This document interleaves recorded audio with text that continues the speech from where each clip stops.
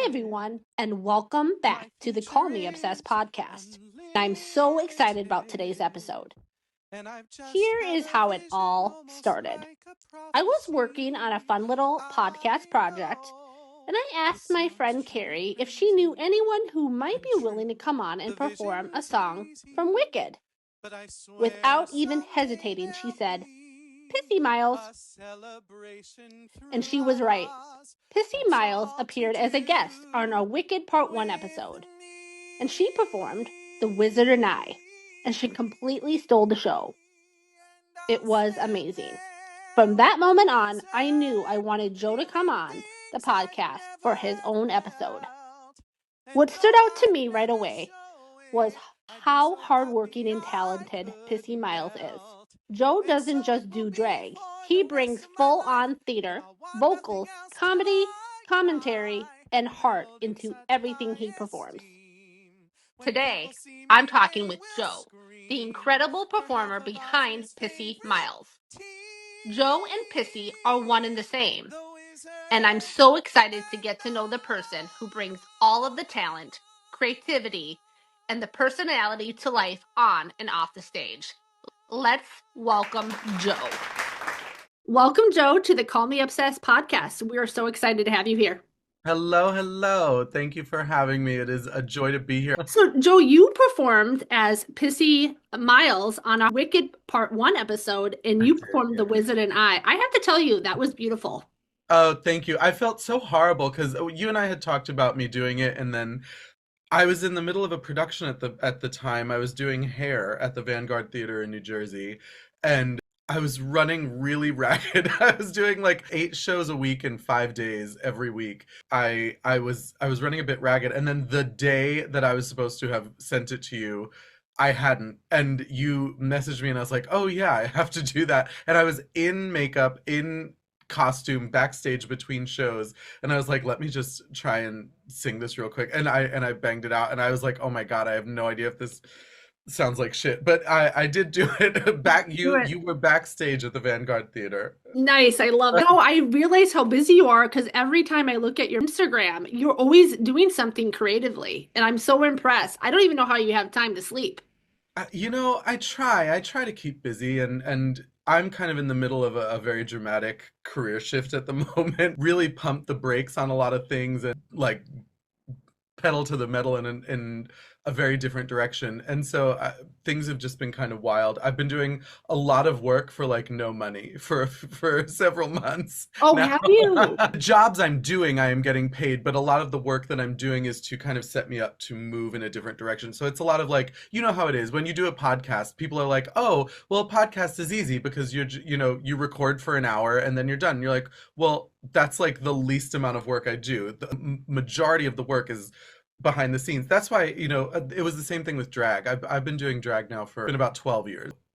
People are like, well, it's not that bad. You're only working, you do a show and that's what, an hour and a half of your day. And it's like, yeah, but who makes my hair? Who makes my costumes? Who does my makeup? Who makes my songs? Who writes my shows? Who produces my shows? Who does all the ticketing? It's like all that stuff is behind the scenes, and it's work that you don't get paid for. You're doing it, just you are your own admin. I always used to joke, people would be like, well, Bianca Del Rio always says, when she was super busy and she was running around and she was touring the world, people would be like, you must be so tired. And she's like, well, I'm not flying the plane. And I'm like, well, I am flying the plane.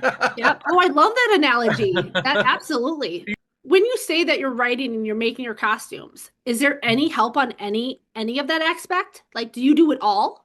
I do most of it. I mean, there are certain costumes that are really structurally intense I have made for me, but 95% of my costumes I make myself. And so it does become challenging because I'm not a professional seamstress. I'm flying by the seat of my pants trying to do whatever I can. And so if that means watching 600 videos to try and learn how to put feather boas together on a dress, or how to sew something so that it can be taken apart and washed and cleaned and done the right way. Because I know so many queens who make their own garments, but they don't make them well enough to last. And if I'm going to put that much work into something, I want it to be something that I can wear again and again and again and again, sometimes to the audience's dismay. But I want it to be something that will stand the test of time. I want it to be made well. I made a pretty damn close to screen accurate Winifred Sanderson costume a few years ago. I'm Already. very, very proud of it, but I mean that's like weeks of work. You think about something like that and it's like that takes up so much time. So and when people talk about a podcast or a show or something not really eating up a lot of time, it's like, well, I would love to watch you do this then Yes. because it really it takes so much out of you and it takes so much work that people don't see.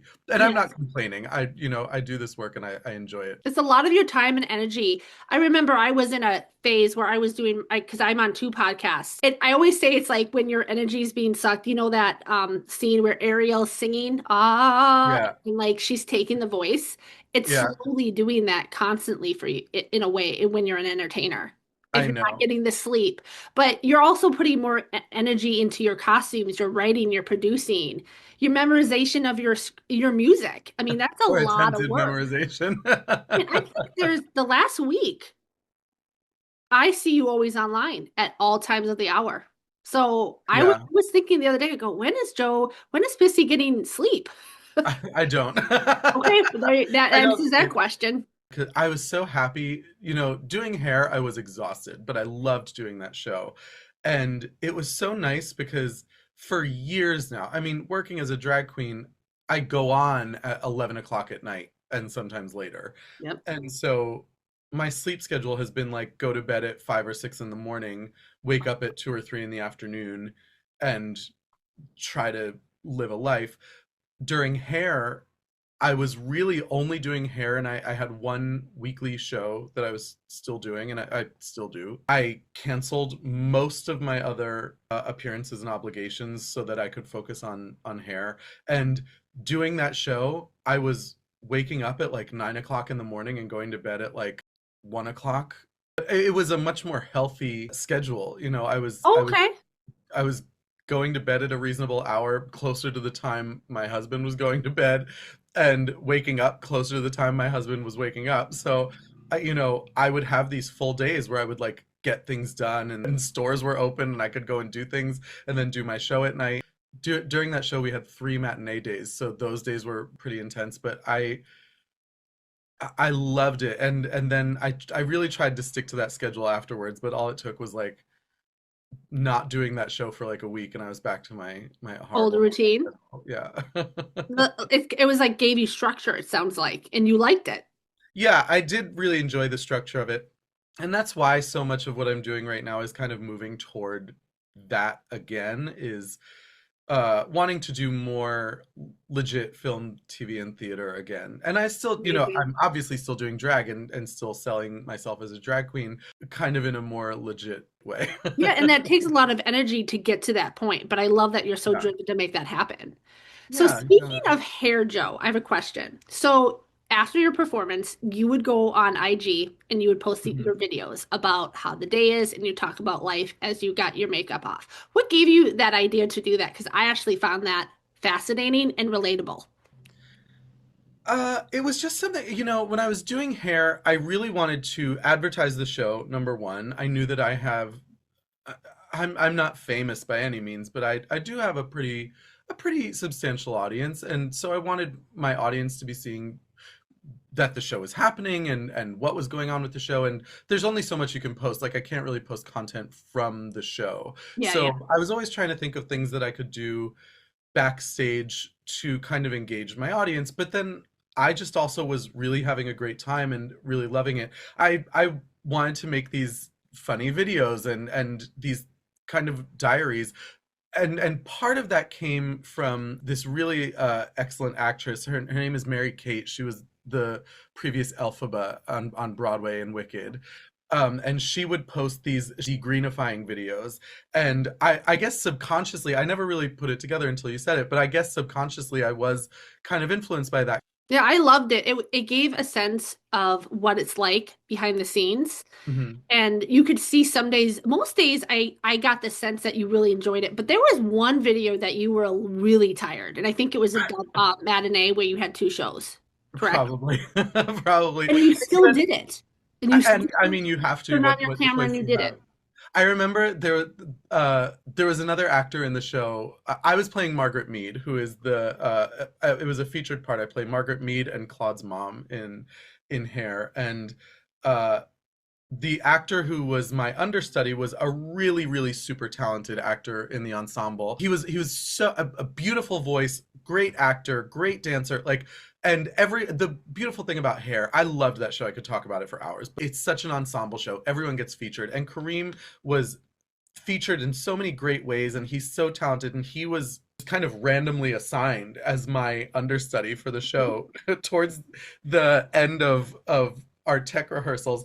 And I remember at one point, once the show was running, I think Mhm. we were like a week and a half in, Kareem looked at me and he was like, "You better not get sick." And I was like, "What? What are you talking about?" He was like, "I can't do this part." He was like, "You have to do it." And luckily, I got through that whole show. I know what's funny is, I talk about Hair as being an ensemble piece, and it Yeah. really is. I mean, that cast was incredibly, incredibly talented, and people got injured and got worn out and tired and vocally tired, and they were such troopers and worked so hard and did so much. I have nothing but respect for that cast. I miss them every day. I love that you loved it so much that you can see in your face. Yeah. So you have to ask, when you did Hair and you did your final performance, did you shed tears?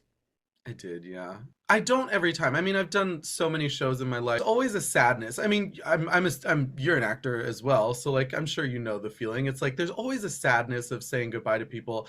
I always get very invested in my cast. It's you fall in love with people because you have to work together. You have to do this crazy thing together.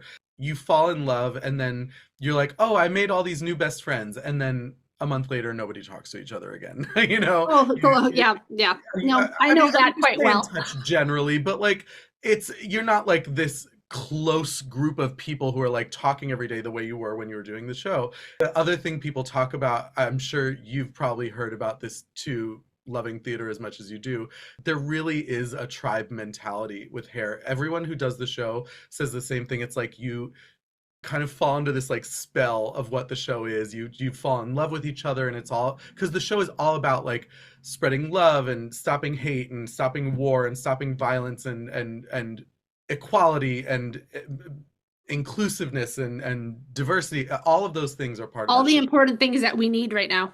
Exactly. And that's why I loved doing the show and doing it particularly right now. Because the cast was so amazing and everyone was like everyone was the sweetest and they were still so wonderful. And when I was doing those videos, people I so it was a very small theater. It was a really small professional theater in Montclair, New Jersey. There were four dressing rooms. There was one with three people off in the back, one with I think five people off on the other side of the back, and then there was a huge dressing room with like the rest of the tribe and a couple principals next to mine. And then I was the only person who had their own solitary dressing room. I was the only person who was alone.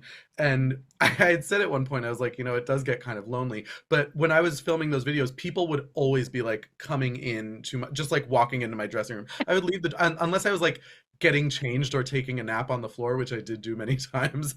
Uh, I I would leave the door open and people would just like come in and hang out Oh, and very quickly became like a kind of family. And we still have a very active group chat oh, I that love that. we So if someone called you today and said, "Hey, do you want to come back? We're coming back for a month." I already know the answer, but I'm assuming it would be an absolutely yes. 100%. I remember we closed on a Sunday and then that Tuesday was the first day I had like a day off because I had my regular show, my weekly show in New York is on Mondays.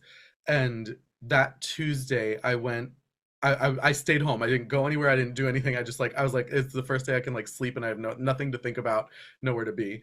And I was sitting on my couch and I think I was playing PlayStation. And my husband came downstairs and he was like, "Do you feel like kind of glad that you don't have to do anything tonight, that you finally get to relax. And I was like, honestly, no. I was like, if you told me that I could have a choice between doing what I'm doing right now or like slapping on a face and going to the theater and doing hair tonight, I was like, I'd go do hair. As hard as I was working and as tired as I was, I've never in the recent past felt so happy and fulfilled and just kind of in love with my life.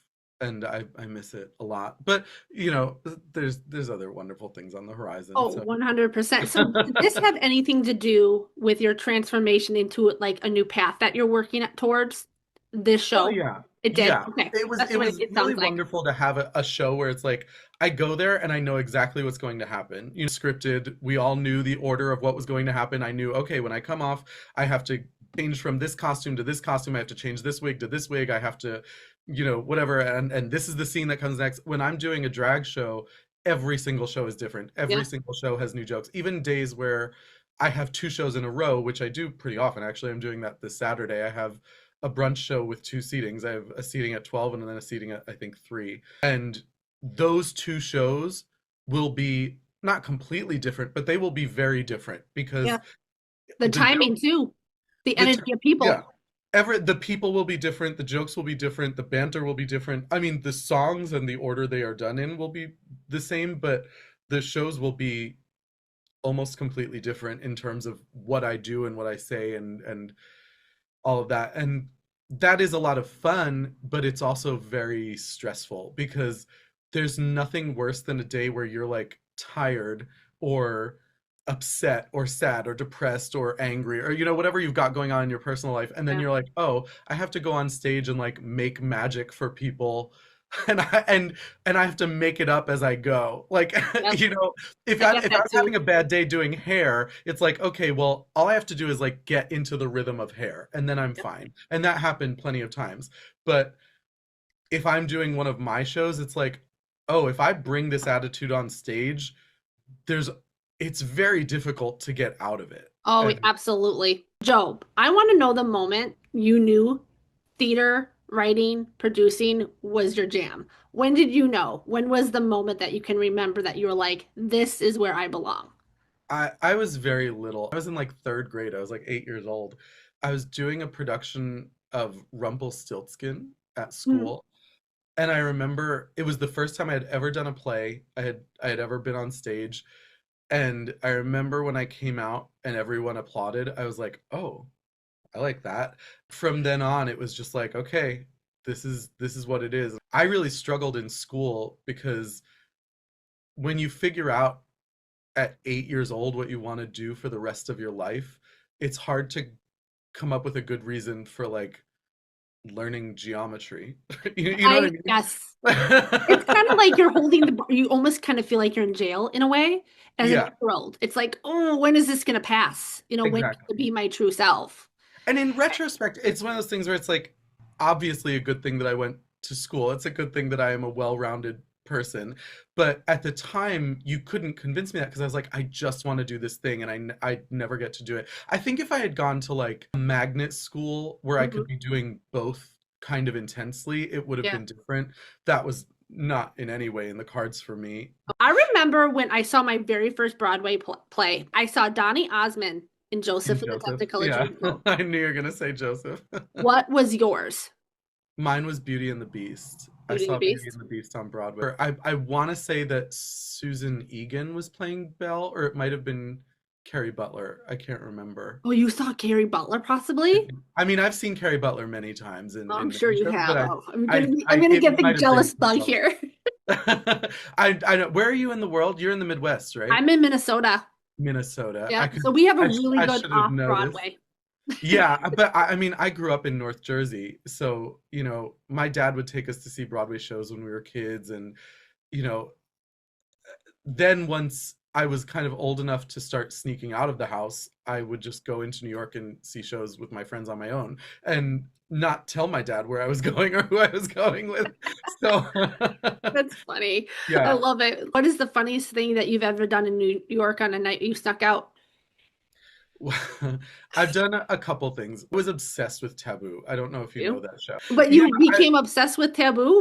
I What was drew you to obsessed. that show? Well, I was when I was a kid. I loved like, and this is kind of how I ended up doing drag. I loved like queer. I loved Rocky Horror and Oh Boy yeah, George and Culture Club and Ozzy Osbourne and Black Sabbath and I do consider that queer culture. Hedwig and the I love Angry it. Inch, like these all things that like most other teenagers like didn't know anything about. Those were the things that I was obsessed. And drag queens, I loved like Lady Bunny and Coco Peru and movies like Girls Will Be Girls and you know weird things like that.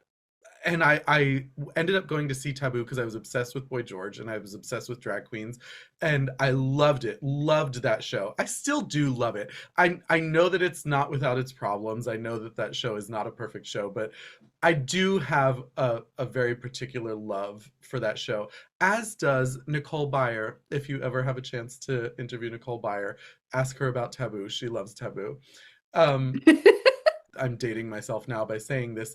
Back when the Virgin Megastore was still a thing in Times Square, they did a CD signing, and I went in drag with my friend Angelina, and I went like dressed basically as Boy George, like to this CD That's signing. amazing. I Yeah, have and to see a picture of that if you have one. I do have one. God help me if I know where it is. It's in the archives.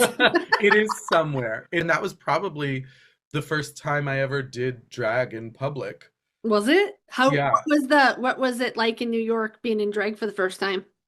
I was kind of unfazed by it. That was kind of a point in my life where I didn't really think much about the effect of myself on the general public. Like I was very I was a theater kid. It was all about me, so I didn't really. I Yep, was if people were staring or talking, I wasn't paying attention. I was love living it. my Yep.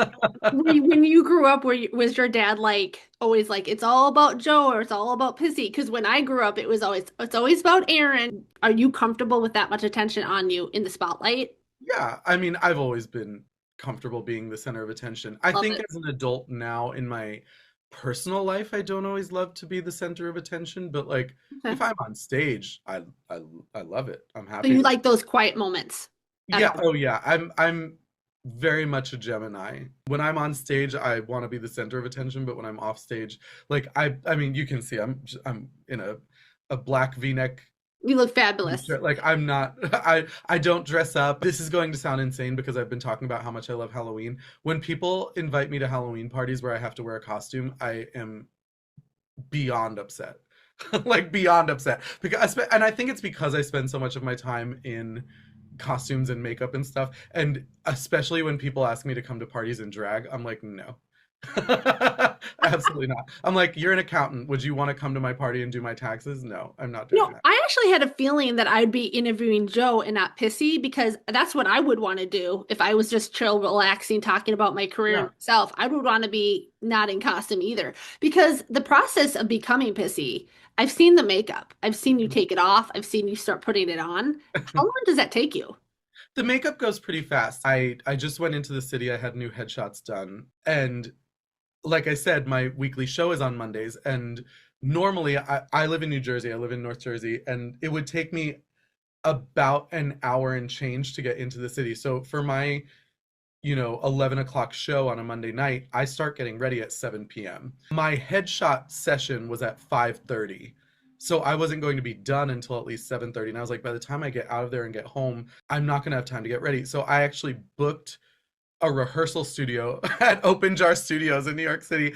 And they were like, "Are you dancing? Are you acting?" I was like, "Honestly, I'm just a drag queen and I need a place to do my makeup." And they were like, "Great." So I did my makeup in a studio in New York City. And that one I was a little scared. I thought it would take me longer because I wasn't like at home, I wasn't comfortable. That one I did in less than an hour. I did my makeup Okay. in less than an hour.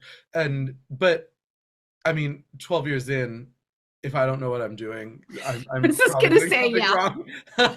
No, It's the that's other true. stuff that takes more time. It actually takes not longer, but it feels like it takes longer to like get dressed, to like clean the lace on my wig and to do my wig prep and then to put the wig on and to Yeah. get dressed and the nails and the heels and the shapewear, all of that stuff all the jewelry. It just takes time. When I see when you put on your wig or when the wig's off, I'm like, oh, I wish I had no hair. It would make my wig prep so much easier.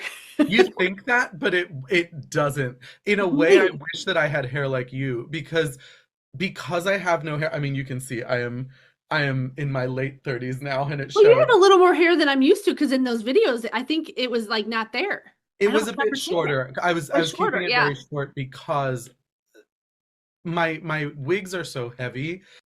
I move so much that to keep them on my head, I can't do pin curls, obviously, Yeah. which is normally what people would do for wig prep. I've tried using all those the silicone bands, the microfiber bands, all the wig things. I've tried them and they don't work. So the only thing I have found that works to keep wigs on my head is duct tape. So I will literally like duct tape Oh, my head and then I use the wig combs yep. under the duct tape, and then I will pin under, like through the wig and under the duct tape to keep the wig Oh, on my that's head. brilliant.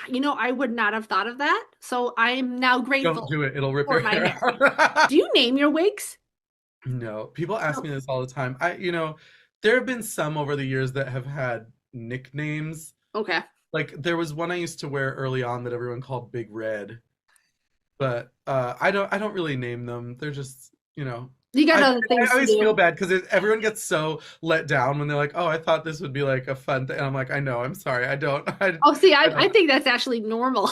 You're don't." like, oh, how did Mhm. you come up with the name Pissy Miles? Because I love this story. Yeah, it is a take on the actress Missy Pyle, who people would know from like Charlie and the Chocolate Factory. She was in Gone Girl. She was in Galaxy Quest. She was in Dodgeball. She's one of those people, like a very, very prolific character actress in Hollywood Yeah. and super sweet, super talented, like the nicest person in the world. My drag name is just. I took the letters and I switched them in her name. I switched it from Missy Pyle to Pissy Miles. I did it because my husband had nixed all of the names that I came up with, and I just happened to have her name in the back of my head. And one day we were having like kind of a fake, like a joke argument, and he knew he would get my goat if he was like, "Oh, do you want to talk about your drag name?" And I was like, "You're turning me into Pissy Miles in a minute," and it just like came out. I wasn't thinking I about it. And he was love like, that. "Oh, I like that one." I love that. And I heard you've talked to that actress. Yeah, she's a friend of mine. I love Missy very much. She I is love that. like honestly like the sweetest, most wonderful person. During quarantine, during COVID, she and I obviously were not working because nothing was happening, nothing was in Yeah. production. And so after she would put her daughter to bed at night, she would just like FaceTime me and we would just like have these like joking conversations all night, like late into the night. Because she's in California, I'm in New Jersey, we're on opposite coasts. So I'm 3 hours ahead. So by the time, for her it was late, it was like 1 a.m. For me, it was like 4. And that was when we would go to bed. But we would just have these like fun conversations. And she's still she actually just sent me this is my birthday card from Missy. It's sitting on my desk right now. And she sent me this was my birthday present. It's a little patch that says "fuck you." I love it. I love it. I love that you guys are I friends. love And it. I thought the origin of your name was amazing. I thought it was brilliant. And I love when that stuff just comes to you Yeah. and it feels right. Yeah, because the other ones, I mean, looking back on it, the names that I came up with were not good. Like my husband was right. They were not good names. I think having one come about that was a little more off the cuff, a little more organic was better. I have since come up with more fun ones that are more like general, often suggested to people, not to use, but that I think are funny. Like Helena Bottoms Harder was That's a good one. one. Um, I told Bob the drag queen once that if I was Irish, my drag name would have been Tabitha Mornin. Uh, that was one. They come about every Yeah, once. you just know when you have a persona or like your identity as that Everyone looks at it differently because I asked you, I said, how should I address you during an interview? And you are pissy. You made that Yeah. very clear with me. You're like, I'm pissy. You can call me that, Joe. I thought that you were very laid back, and I appreciate that for you because Well, sometimes most of you get my nervous in the entertainment world. You don't know what can make someone angry. yeah, it's very difficult to make me angry. I've been through I've been through a Oh lot. well, I can imagine with the world You that know, we live in but today. like that's life. I mean, I have been graciously humbled by this world many, many times.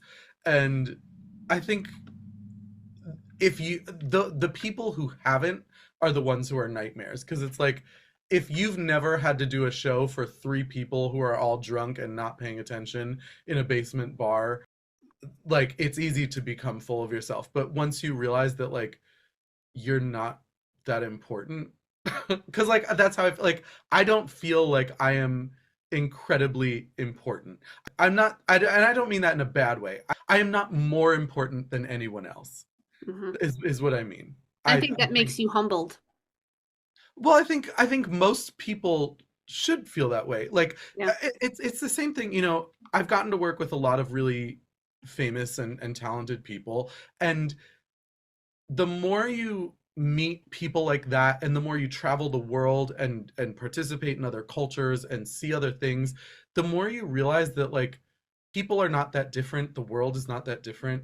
Yeah. One of my favorite things about my career is that I've been able to travel so much. I've been able to do so many like cruises and to go to so many different parts of the world. I've been to like six of the seven continents, Oh, that's and amazing. it is amazing, and I feel really, really lucky to have done that. I know there are a lot of people who don't get the opportunity to do Yeah. things like that, but the thing I always wish I could tell people is that like if I've learned anything from that, it's that like the world is so small and it's not like if you go somewhere else in the world, it's not that different.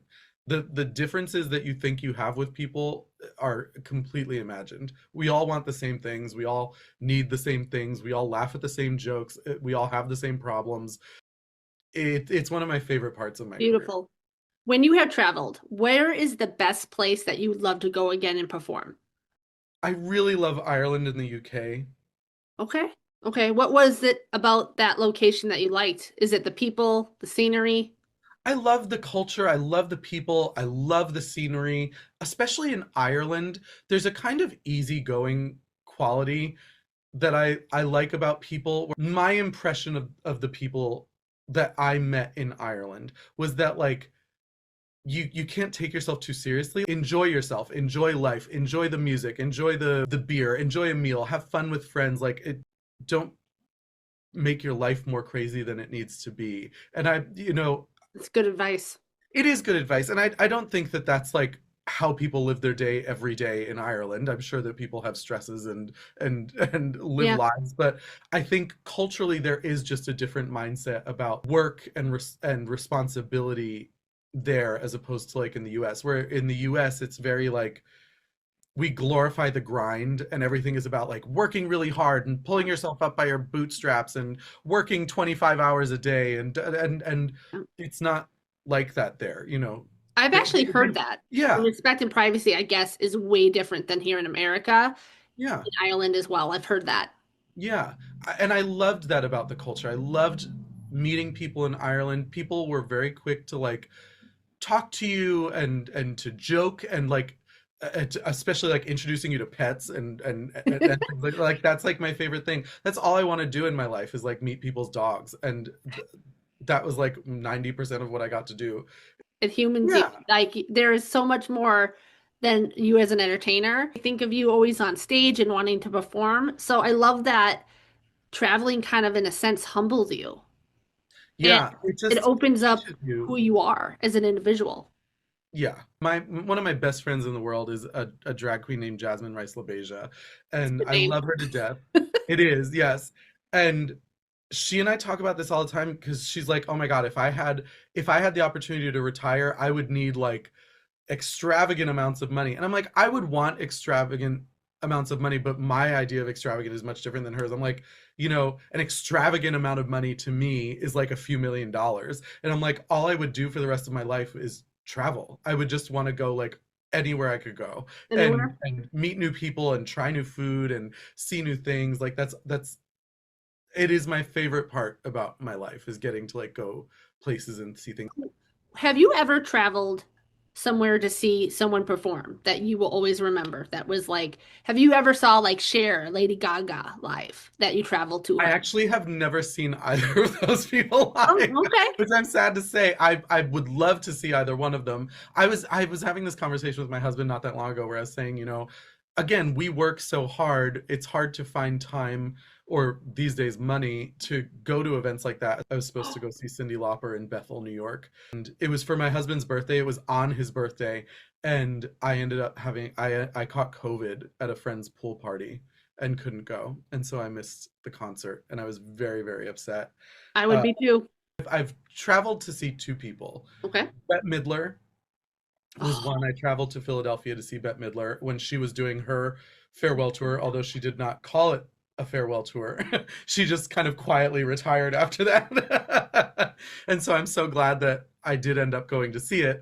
And Elton John. I caught him toward the end when he was at MetLife Stadium, and I had ooh, never seen him live. Like I knew his music and I liked his music, yeah.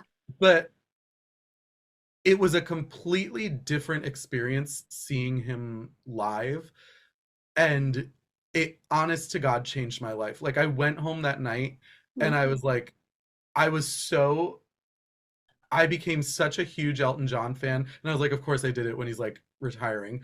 But I decided to start learning the piano, and I bought that week. I went to Guitar Center and bought a digital keyboard and started teaching myself piano, and that was 3 years ago. And I'm still playing the piano. You can't. It's behind me. I have this backdrop up now, but And you I have one have, on, I actually have it in our ad. You're playing the piano. yeah, I have a big Yamaha digital It's piano. black, right? It's Yeah, beautiful. Oh, yeah, jealous. yeah, I and it was try to all play it. I inspired by don't Elton have the John. fingers. So how, I'm not an amazing piano player. I'm fine, but but you enjoy it. I enjoy it. Yeah. That's what's important. That's what's Yeah. important. So the pieces of Pissy and Joe. Is Joe ever going to act, or do you think it's always going to be Pissy?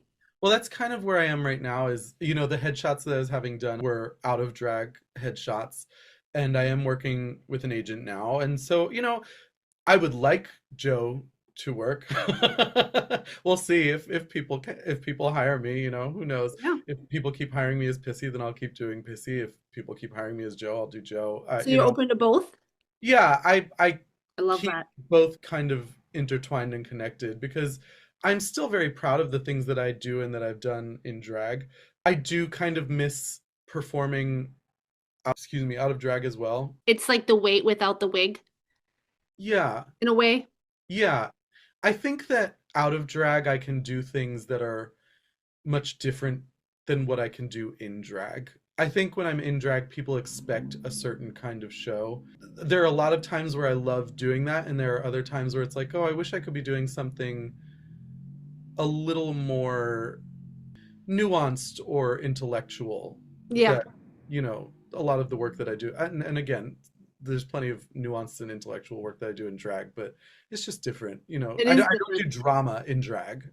That's not a thing I do. No, I'm I a drag absolutely can comedian. relate to what you're saying. So if Joe, you could perform any part as Joe on stage or a movie or TV, past or present, what would you pick? I would want to do Max Bialystock in The Producers. I would want to do Alban in La Cage aux Folles. I would want to do I would love to do the Beetle again in Sweeney Todd. I did that a while back and I love that part. That is a good one. Yeah. Yeah. There's probably 100. I would love to do Lee Bowery in Taboo. Yeah, there's so many I would I love to. love that. I love that you are open to Pissy and Joe both performing. Is there a Yeah. role you would not do? Hmm. One that you mean one that I just like don't like? Yeah. Billy Bigelow. I fucking hate Billy Bigelow in Carousel. First of all, I hate Carousel as a show. I think it's a horrible, horrible musical. Mhm. And there may be people listening or watching who disagree with me, and that's fine. You're wrong, but that's fine. Carousel is a horrible show. He is the most unlikable hero, and people talk about him as an anti-hero, and I'm like, no, he's a sexist, he's a racist, he's this douchebag, and who doesn't realize that he was a douchebag until he died, and even then he's not even like that much better. And the show itself is so boring to me. If your show has time for a clam bake, your show has way too much time. Like there could have been some cuts.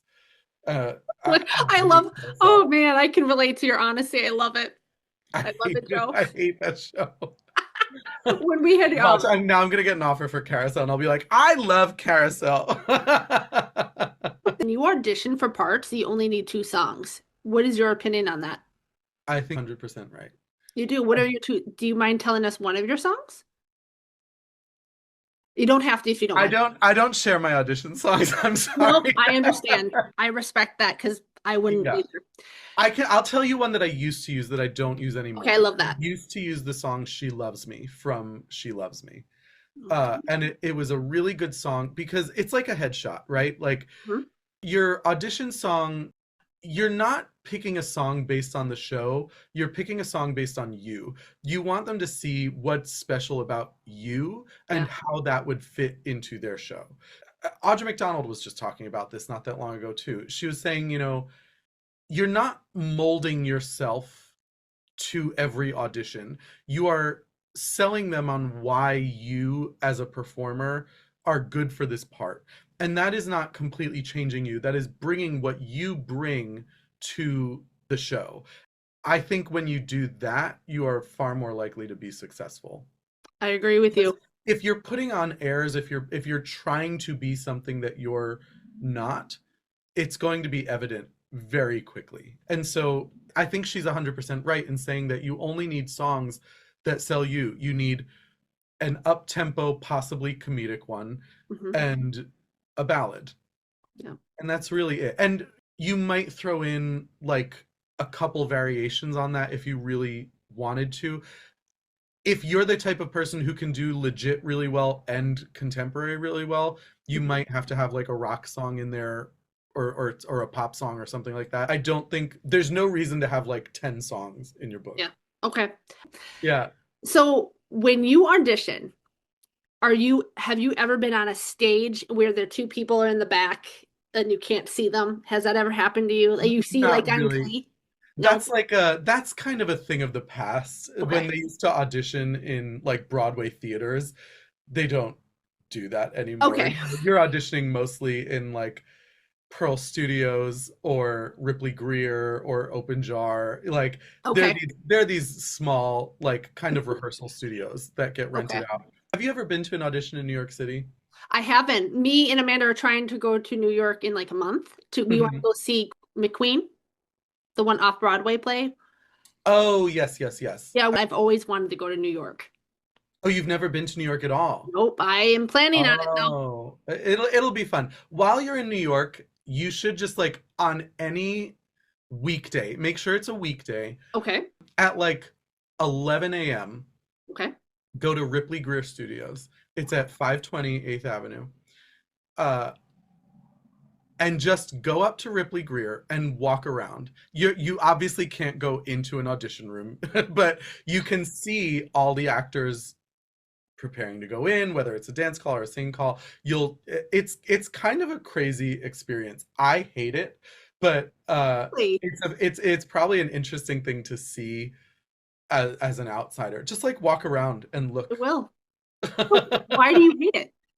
It's very stressful. It reminds me of like the anxiety of auditioning. There are some people I've heard actors talk about how they love auditioning. They're like, it's an opportunity to perform, and I'm like, it's not. It is, but it's not. It is a very high. If you're an anxious person like me, it is a high anxiety moment.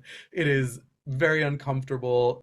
I do a lot of process to work through Okay. that audition anxiety, but it is not Your in coping my skills, you opinion, mean? Like that? yeah, it's not, in my opinion, a very pleasant experience. But more often than not, it's not like some horrible thing. It's just that, like, imagine going on a job interview every day, and every day they're not just looking at your resume. They're like, can you bend over backwards and sing through your legs or something? Oh It's yeah. crazy. Yeah. That part's But not fun. that's why I think it's important to have songs that you feel really comfortable performing, because that part of it then gets taken care of. It's like you don't have the anxiety of like, do I know my material? Do I have I connected my with my material? Have I done enough preparation with my material? Having your songs that you know you perform well and that show off the things about you that you like doing, that's when those things become easier.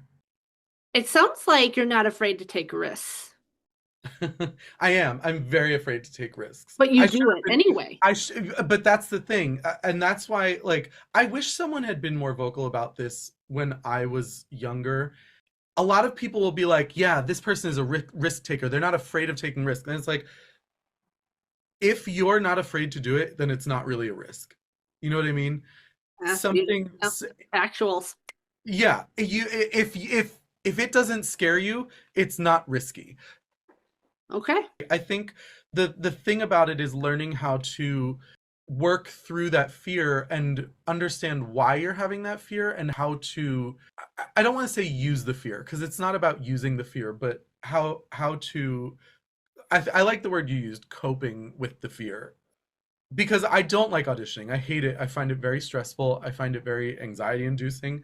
I've been working with a really, really amazing acting coach named Eden Malin, who has helped me so much to understand how I can use my preparation and my skill set and my brains to kind of work through that audition anxiety. It's like more often than not, the times I am anxious when I'm auditioning is when I feel underprepared. That's because I am an actor. I know I'm an actor. I know I'm a singer. I'm a drag queen. I do all these things and I know I do them relatively well, You do right? them Like very well. well enough that I've been able to make a career of it. If I walk into something and I don't feel prepared to do it, Uh-huh. that is when it becomes really, really stressful. It's still important to do those things, but I think being smart about how you do it is important. It is. Yeah. That's really good advice. My advice to anyone who was thinking about doing these things is like, if it's scary, you should do it because that means it's important to you. I love that. I love the way how you phrase things. I've, Oh, I've done a lot you're of like a I've done a lot poet of to PR. me. I love it. I know, but like Done a lot of media appearances. I know, I don't know the way you like I've had some aha moments in this interview. So I thank you for that. I'm always happy when people get something out of the things I'm saying. I really do like to teach and I like to be a mentor to people. That is also a part of my life that I have really enjoyed and utilized, but I Mhm. think that imparting wisdom is a really important part of anyone's life. If you've lived long enough to have done something and to have done it well, like if you've done your 10,000 hours, I think it's important not to like pull the ladder up behind you and to share, Yeah. what you can with people within reason, Yeah. Don't So share in your 50 audition years, I'm song. going to ask you what those two songs are. I'm going to get it out eventually. Yeah. No, I'm just kidding. So, Joe, I have some rapid fire questions. Do you mind just taking a few minutes to answer some? Sure. Okay. What is one dream that you haven't tackled yet? Broadway. I would love to be on Broadway. I would also love to write, star in, and possibly show run a TV show, a sitcom. Do you have the name, any ideas? I do. Good. I won't even bother asking you to share any details. It is. I Can you say have one object that that could give us a teaser if we see it in like in a few years or in a year? Any one word that would describe what you're thinking? the world. Okay. Love it. I love it. The pilot is written. That's what I'll say. Oh, Yeah. that's exciting. You're planning the perfect Halloween night. What movie are we watching? What's the vibe and what snacks are mandatory? Oh God, I can't. One movie. Yeah, Oh, I don't. It depends on who's with me. It's either I'm going with to you. be. Do I'm you with like you. Do you like really scary movies? I Are do you like scary movies. Yeah. Just say okay? you get to pick the movie and the snacks. What are they? Well, the snacks are. We're going to do a Halloween charcuterie board. We are going to have stuffed pumpkins. with like all kinds of like mincemeat and cheese and things like that. Because if you've never had a sugar pumpkin stuffed, Never delicious. had one. Um, I tend to favor, like I said, I like things from the UK. They kind of make me feel warm and cozy. Yeah. And so in the fall, I really love like uh, a beef and Guinness pie or a shepherd's pie. So that'll be dinner. And then afterwards, we're having Reese's peanut butter cups and we're having Butterfingers. And I like candy corn. I know that that's contentious, but I happen to love it. So there will be a bowl of candy corn out, some kind of bread, probably cheesy bread or garlic Oh, bread. yum. I'm loving this. Um, oh, and apple pie. There will be apple pie. Oh, I love apple pie. Perfect. So the movie would be Halloween 1978 or Scream 1996, not Scream 5. Uh, or The Worst Witch 1986, starring Fairuza Balk, Diana Rigg, Charlotte Rae, and Tim Curry. It was a made-for-TV kids movie about this girl named Mildred Hubble, who Okay. is the worst witch in her school, but it is camp gold. If you ever have Really? the opportunity, watch it. It is funny as hell. And then once you've watched it, I used to have a podcast called My Spooky Gay Family, and you can go and listen to the episode we did about The Worst Witch. It's one of my favorite episodes we ever did. And by the way, you guys, that podcast is so good. I'm so sad. Every time I listen to it, I go, this doesn't exist anymore. I know. So I'm like, I'm trying to pause and I'm like, I have to enjoy this. I wish there are a lot of episodes, and we had a lot more episodes. We used to have a Patreon where we would put we called them minisodes. They were the same length. They were just the second episode. Every week we would do another episode that was on the Patreon. And I've thought about adding some of them to the feed, the normal feed, just Yep. so that like people can enjoy them because we're not doing it anymore and we're not trying to make money doing it anymore. So I'm like, whatever. If people like it. I'm all game for that. I think you should. So, speaking of your life, what would the title of your book be? Not again. Wait, not again? Not again. Yeah, that would be the name of the book. Could you explain why that Uh, title? yeah, just like I'm very much a pessimist, and I'm very like I think if like anytime someone's like, "Would you do?" I'm like, "Not again." Like, you want me to do this again? It's so not again, not I love again. it. I love it. I I just love the Halloween season because I think for a couple of reasons. A, I'm fat and I don't like the heat. So it being a little cooler is very nice for me. I like the feeling of it. It's a very like cozy, kind of warm. It's like a hug of a season. The colors are really beautiful. It's all very like nice and which is so funny because like autumn is like the death, right? Like that's the the slow death. But uh I kind of find a comfort in it. I like that it's like kind of it's simultaneously like really cool, but you have all these really warm colors and really it's all about like having warm food and a kind of closeness and the you know bonfires and things like that. Everything feels very cozy. It feels very homey and cozy and secluded and quiet. And I like that about the season. I also just love I've always loved spooky things. I've always loved Halloween and scary movies and things like that. I every year I go to haunted houses at Halloween. I'm this year I have already made my plans for pumpkin and apple picking, and some friends of mine and I are going with my husband, and we're going on vacation in Maine in the fall, Oh, which I'm very excited for. We're spending a week in Maine. I'm so Uh, jealous. I'm so excited. I have not taken a vacation in a very long time. You deserve it. Uh, and I just love the feeling of all of that. But when it comes to horror movies, I think it's just that like the sensation of being scared is really nice for me, at least when it's not like an imminent danger. Uh, when it's enjoyed and expected, it is fun. And I think that just comes from watching a lot of movies I shouldn't have been watching when I was a kid. But I like the grotesque. But I also think that as a queer person, there's kind of an identity, like I identify with like the otherness of horror, where it's like either you're a survivor who's like trying to survive all of this like horrible craziness, or you're perceived as a monster. And so in a lot of ways I think that's why queer people identify with like villains a lot of the time, and enjoy villains, because we are kind of depicted as villains to other people so often. But I think Sam and I talked about that on the podcast at one point. I wish I could tell you what episode to tell you to go listen to it. I love it, and I do think that it's kind of crept into my drag. I've done a lot of really amazing horror drag. My husband and I have done a lot of really fun photo shoots that are inspired by horror, and I did a Pennywise look once that I did at DragCon. I got a lot of attention for that.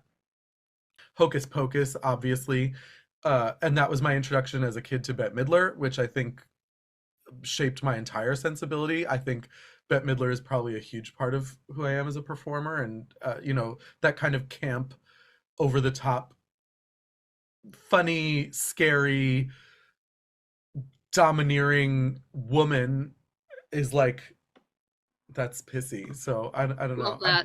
I think that horror affects all of it. I love that. That's so close to you. I'm not exactly in love with horror, but the way you said that makes me want to be. It was There's always time. I'm gonna play casting director. Okay. Joe, if I could cast you or Pissy in a show, American Horror Story. Yeah. Yep. I think you would be amazing. Well, let's You get could play Ryan Joe on and the Pissy phone. yourself. You could I just, know. it could be one character in one. What do you think of Ryan Murphy's shows? Generally, Ryan Murphy is really good at coming up with ideas. I think Yeah. that he really is very good at putting things together. Before we head out here, Joe, because our time is up, and I want to thank you again for giving me your time. I know how busy you are. Can you talk about your show that you have on Mondays? And then where can everyone find you and follow you? Absolutely. I do have my show every Monday at Rise Bar in Hell's Kitchen in Manhattan. It's called Messy Mondays. It stars me and Sel Manila. We are there every Monday at 11 p.m. It's just good old-fashioned comedy drag. We do a lot of audience participation, and mostly just making fun of people and joking, and singing, and I want to say dancing, but we're both big girls. There's no real dancing. It's light movement. And I am also producing a cabaret that's coming to Green Room 42 in Manhattan on September 24th. It's called Pissy Ruins Judy at Carnegie Hall. It's part of a new cabaret series that I'm starting called Pissy Ruins, where I take a theme or an album or something and I write parodies of all those songs. So for this one, I wrote parodies of all the songs from Judy at Carnegie Hall, and it's a really fun kind of tribute to one of my favorite albums and one of my favorite artists, and it's just another really fun night of me singing songs and telling jokes and making fun of people. So I have that. And if you'd like to find out more about where you can see me in the future, I have all kinds of public appearances coming up. You can find me at Pissi Myles on any social media platform. That's PISSIMYLES. It's right there. You can see it is always Pissi Myles. I'm the only Pissi Myles. So if there's no underscores, there's no dashes, there's no commas, there's no periods, nothing. It is always Pissi Myles. Wherever you look, I will be there. I love it. And I have to just thank you again for coming on. I know how busy you are, obviously, for what you just said. And I'm excited to see what comes with your career, Joe and Pissy. I'm so honored to have you on, and I want to thank you for your time. It was so much fun. My pleasure. Thank you for having me.